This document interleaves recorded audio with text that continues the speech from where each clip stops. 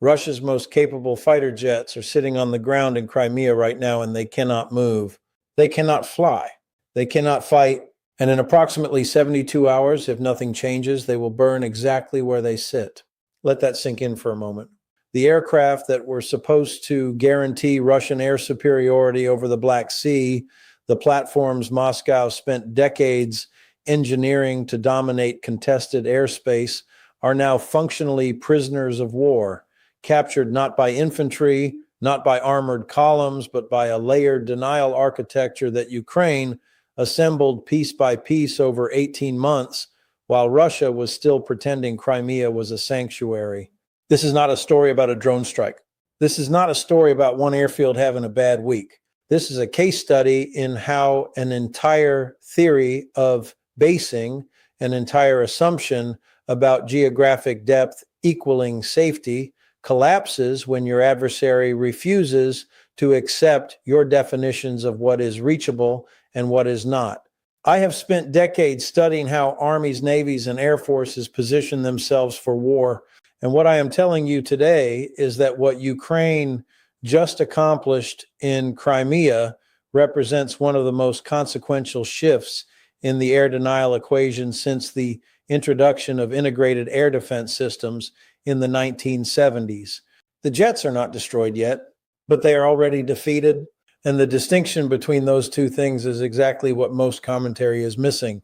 Let me walk you through what this actually means at the strategic level. To understand why this moment is so devastating for the Russian aerospace forces, you need to understand what Crimea was supposed to be in Moscow's war architecture. From the very first day of the full-scale invasion, Crimea functioned as Russia's unsinkable aircraft carrier. It was the rearward depth that made forward aggression possible. Strike packages launched from Crimean airfields. Naval aviation operated from Crimean strips. Air superiority sorties staged out of bases that sat hundreds of kilometers behind the nearest line of contact, insulated by water, by distance, by the assumption that Ukraine lacked the tools to reach them. And for the first year of the war, that assumption held. Russian Su-34 fighter bombers flew glide bomb missions from Crimean bases with near impunity. Su-35 interceptors rotated through peninsular airfields to maintain combat air patrols over Kherson, over the western Black Sea, over approach corridors that Ukraine needed open for grain shipments and future amphibious flexibility. The logic was simple, and from a traditional military planning perspective, sound. If your air bases sit far enough behind the fight, your aircraft are safe between sorties. You accept the transit time. You gain survivability. That is textbook operational depth. But here's the flaw Russia never corrected. Operational depth only works when your adversary's strike envelope remains static. The moment your enemy's reach grows and keeps growing, your depth becomes a countdown timer, not a shield. And Ukraine's reach has not merely grown. It has compounded every quarter since mid-2023. The effective radius of Ukrainian deep strike capability has expanded by meaningful increments. First, it was modified Neptune missiles reaching naval targets. Then it was Storm Shadow and Scalp reaching logistics nodes. Then it was domestically produced long-range drones reaching refineries and ammunition depots across southern Russia. And now it is a fully integrated strike and denial system that does not merely hit Crimean airfields. It makes Crimean airfields operationally unusable on a sustained basis. Russia saw each of these developments individually. It responded to each one individually. It added point defense systems here, dispersal revetments there, decoy arrangements somewhere else, but it never revised the foundational assumption. It never accepted that Crimea's role as a safe rear area basing hub was being structurally dismantled. And that failure to revise, that cognitive anchoring to a planning assumption that no longer matched reality is the doctrinal failure this video is actually about. Now, let me walk you through the sequence that brought us to this precise moment of paralysis. The timeline begins not last week, but in the autumn of 2024, when Ukraine initiated what intelligence sources now describe as a systematic airfield denial campaign across occupied Crimea. The targets were not random. They followed a specific operational logic. First, strike the logistics and fuel infrastructure that supports sortie generation. Second, degrade the air defense umbrellas that protect the airfields themselves. Third, once the fields are both logistically starved and defensively weakened, begin striking the runways, taxiways, and hardened shelters directly. Phase 1 unfolded between October and December of 2024. Ukrainian long-range drones operating in coordinated salvos of 30 to 60 platforms per wave struck fuel storage facilities at Jankoy, ammunition pre-positioning sites near Saki, and radar installations associated with S-400 batteries covering the Central Peninsula. Each strike individually was manageable. Collectively, they degraded the sortie generation capacity of Crimean air bases by an estimated 20 to 30% within 90 days. Russia replaced some assets, repaired some facilities, but each repair cycle took longer than the next strike cycle. The tempo differential was already favoring Ukraine. Phase 2 accelerated between January and March of 2025. This is where the campaign became doctrinally sophisticated rather than merely persistent. Ukraine began specifically targeting the air defense systems that protected the airfields rather than the airfields themselves. HARM missiles launched from Ukrainian fighters suppressed radar emissions. Drone swarms saturated point defense systems, forcing S-300 and Panzer batteries to expend interceptors at rates that exceeded resupply. And crucially, Ukraine introduced electronic warfare payloads on some drone variants that degraded the targeting solutions of remaining Russian air defense assets without requiring a kinetic kill. Pull the lens back. What Ukraine accomplished in Phase 2 was not merely damaging Russian air defenses, it was inverting the cost equation. Russia was spending interceptors worth hundreds of thousands of dollars to defeat drones worth tens of thousands. It was expending finite, difficult-to-replace missile inventory to protect infrastructure that was being degraded anyway through other vectors. The math was compounding against Moscow on every axis simultaneously, and then Phase 3 arrived. In the last 6 weeks, and this is the period that mainstream reporting has only barely begun to describe, Ukraine executed what I assess as a full-spectrum airfield denial operation against the 3 remaining operational fighter bases in Crimea. The strikes combined long-range drones with ballistic trajectory missiles, likely including modified domestic variants alongside Western-supplied precision munitions. But the kinetic damage, while significant, is not the real story. The real story is what Ukraine did to the electromagnetic and logistical environment around those airfields. Through sustained electronic warfare, persistent drone loitering in approach corridors, and repeated cratering of runway repair sections within hours of Russian engineering teams completing fixes, Ukraine has created a condition where Russian fighters physically cannot generate sorties from Crimean bases at operationally meaningful rates. Let me be precise about what that means. It does not mean zero flights. Occasional emergency relocations are still possible in narrow windows, but sustained combat operations, the kind of repeated sortie generation that makes a fighter wing a fighting force rather than a collection of parked metal, that is functionally over for Russian aviation in Crimea as of this assessment.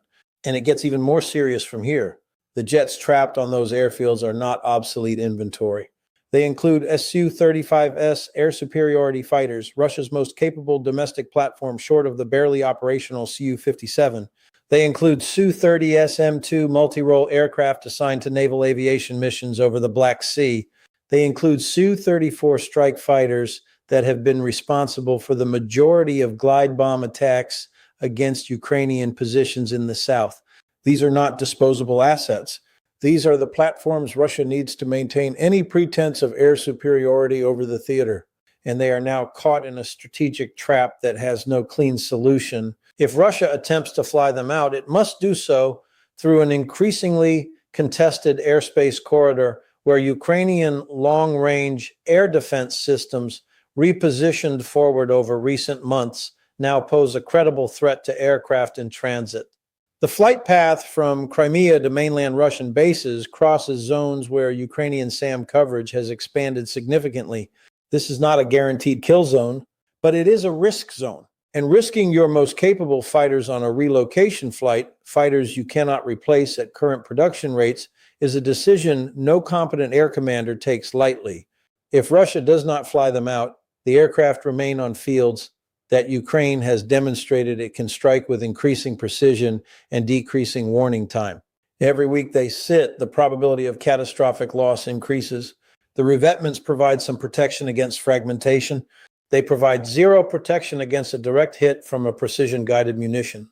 The real question is not whether Russia will lose these aircraft. It is whether Russia will lose them on the ground for nothing or lose them in transit while attempting to preserve some future combat capability. That is the choice Ukraine has engineered, and it is a choice between bad and worse. Now pull the lens back further because the consequences extend far beyond aviation.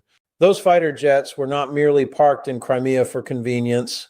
They were the enabling layer for Russia's entire southern theater concept of operations. Without reliable Crimean-based air superiority, Russia cannot protect its Black Sea Fleet remnants, which have already relocated away from Sevastopol but still depend on air cover for any operational activity.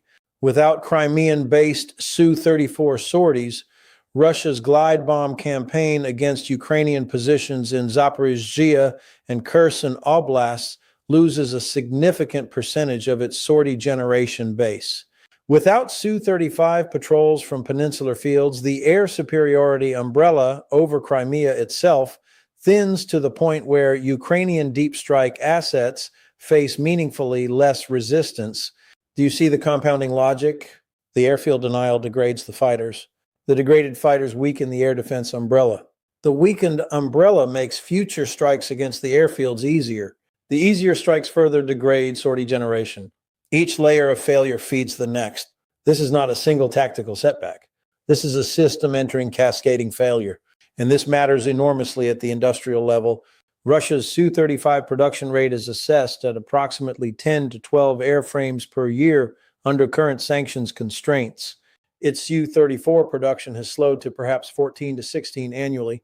If Ukraine destroys or functionally neutralizes even a squadron's worth of these platforms, 12 to 16 aircraft, Russia cannot replace them within the timeline of this war at current production tempos. The loss is not temporary. It is structural. It represents years of manufacturing capacity erased in weeks. Compare that to Ukraine's investment. The drone campaign that created this denial condition relies on platforms costing between $20,000 and $50,000 per unit. Even the more expensive missile assets employed in the later phases represent a fraction of the per unit replacement cost of a single Su-35, which runs north of $50 million at current manufacturing economics. The exchange ratio is not merely favorable to Ukraine. It is catastrophically unfavorable to Russia. For every dollar Ukraine spends on airfield denial, Russia loses hundreds of dollars in either destroyed equipment, expended air defense interceptors, or degraded operational capability. And there is a dimension to this that almost no commentary is addressing, so let me be explicit about it. The trapping of these fighters in Crimea represents the death of a strategic narrative, not just the destruction of military hardware. Since 2014, Crimea has functioned as the symbol of Russian power projection, the proof that Moscow could seize territory, fortify it, and make it permanent. The peninsula was supposed to be untouchable, geographically insulated, militarily impregnable, politically settled. Every year, Russia staged victory parades in Sevastopol, flew combat aircraft from Crimean airfields, and based its Black Sea flagship in Crimean harbors.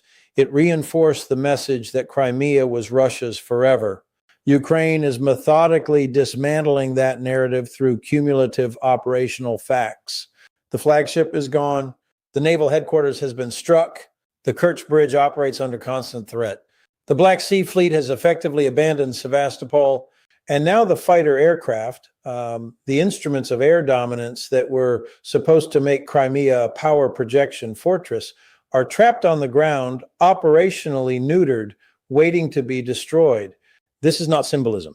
This is strategic reality expressing itself through military outcomes, and it is irreversible in a way that matters for the long-term trajectory of this war. Now, let me address the climactic operation that made this entrapment condition definitive, because what Ukraine executed in the final 10 days of this campaign deserves specific attention. Intelligence indicators suggest that Ukraine identified a narrow window, approximately 72 hours, during which Russia attempted a major runway repair operation at Belbek Airfield, the last Crimean base still generating meaningful Su-35 sorties. Russia concentrated engineering assets, heavy equipment, and pre-positioned rapid-set materials in an attempt to restore full-length runway operations that had been degraded by previous strikes. Ukraine let them work for approximately 36 hours. Let them commit resources. Let them move heavy equipment onto exposed aprons. Let them signal through their own operational activity exactly where the critical repair nodes were located, and then Ukraine struck with a coordinated package that combined at least 3 distinct vector types simultaneously: long-range drone salvos approaching from the northwest to saturate point defense and force radar emissions, followed by precision missiles on trajectories that exploited the engagement gaps revealed by those emissions, followed by a secondary drone wave timed to arrive precisely during the post-strike chaos window when air defense crews are assessing damage and repositioning. The result was not merely a cratered runway, it was the destruction of the repair capability itself, the engineering equipment, the pre-positioned materials, the specialized vehicles required to restore operations, struck while concentrated in the exact positions required for their work. Russia did not merely lose the runway again, it lost the ability to fix the runway quickly. The regeneration timeline extended from days to weeks, and in those weeks the aircraft sit. This is operational art at a level that deserves to be studied in war colleges for decades. Ukraine did not merely deny the airfield, it denied the denial repair cycle, it attacked the recovery mechanism itself, and that is a conceptual sophistication that suggests a planning apparatus operating at a level most observers are not crediting. History will record this campaign, this systematic, patient, compounding neutralization of Russian aerospace power in Crimea, as one of the defining operational achievements of this war. Not because of any single dramatic strike, not because of one burning airfield on one viral video, but because it demonstrates something that military theorists have debated for generations, that a determined adaptive force with the right tools and the right doctrine can defeat a numerically superior air force without ever achieving air superiority in the traditional sense. Ukraine did not win the air war by building a better fighter. It won the air war by making the enemy's fighters irrelevant. It changed the terms of the competition. And Russia, anchored to assumptions about depth, about sanctuary, about the permanence of geographic advantage, never adapted quickly enough to escape the trap that was closing around it one strike at a time. The broader lesson here is not about Crimea alone. It is about what happens when one side treats the battlefield as a static map and the other treats it as a dynamic system. Russia assumed its rear areas were defined by geography. Ukraine redefined them through capability. Russia assumed its air force was safe because it was far away. Ukraine made distance irrelevant through persistence and precision. Russia assumed time was its ally because it could absorb losses and regenerate. Ukraine attacked the regeneration itself. What remains unresolved, and this is the question that will define the next phase of this war, is whether Russia will accept the new reality and fundamentally reconceptualize its Crimean posture, or whether it will continue pouring replaceable assets into an irreplaceable position, feeding the very machine that is consuming its combat power. If Moscow chooses denial, the losses compound further. If Moscow chooses withdrawal, the strategic narrative collapses publicly. There is no comfortable option remaining. Stay with us, because the answer to that question will reshape not just this conflict, but the global understanding of what air power means in the 21st century. And those implications do not have simple answers.